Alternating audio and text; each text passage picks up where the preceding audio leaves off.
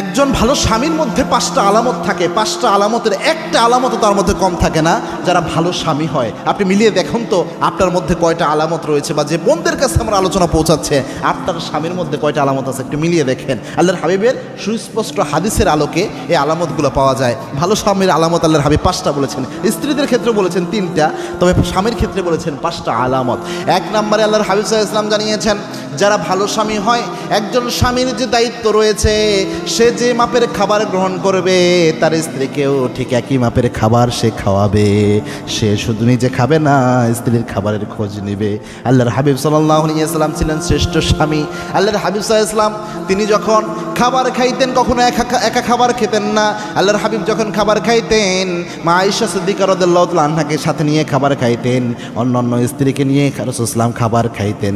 আবার মা আয়েশা বর্ণনা করেছেন আমি হাড্ডি চিবিয়ে রাখতাম, ওই হাড্ডিটা বিশ্বনবী চুষে খেতেন।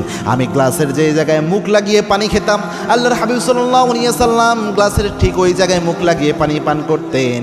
আবার আল্লাহর হাবিব সাল্লাল্লাহু আলাইহি ওয়াসাল্লাম আমার মুখে খাবার তুলে খাওয়াতেন। সুবহানাল্লাহ। আল্লাহর হাবিব সাল্লাল্লাহু আলাইহি ওয়াসাল্লাম লোকমা তুলে দিতেন মা আয়েশার মুখে। রাসূলের সুন্নাত ছিল এটা। সুতরাং একজন স্বামী সে যে মাপের খাবে ওই মাপের খাওয়াবে। 2 নম্বর হচ্ছে সে যে মাপের পোশাক পরবে স্ত্রীকে সে মাপের পোশাক পরাবে। 3 নম্বর হচ্ছে একজন ভালো স্বামী যে হবে সে কখনো স্ত্রী ভুল করলে তার গায়ে হাত তুলবে না। এটা কিন্তু অনেক মারাত্মক।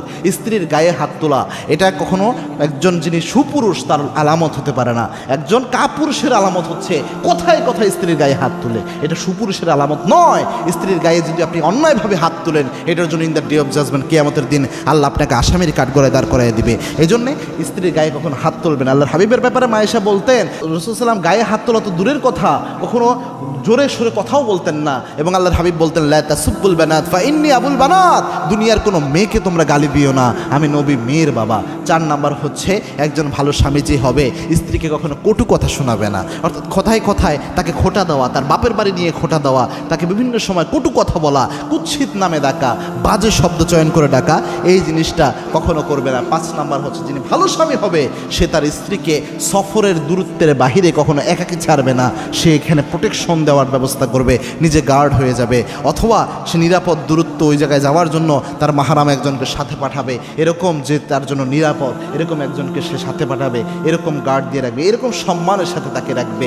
এই হচ্ছে ভালো স্বামীর আলামত। আল্লাহ যেন আমরা যেন এই আমলগুলো করতে পারি। আল্লাহ আমাদের সকলকে এই আমল করার তৌফিক দান করুন। আল্লাহুম্মা আমিন।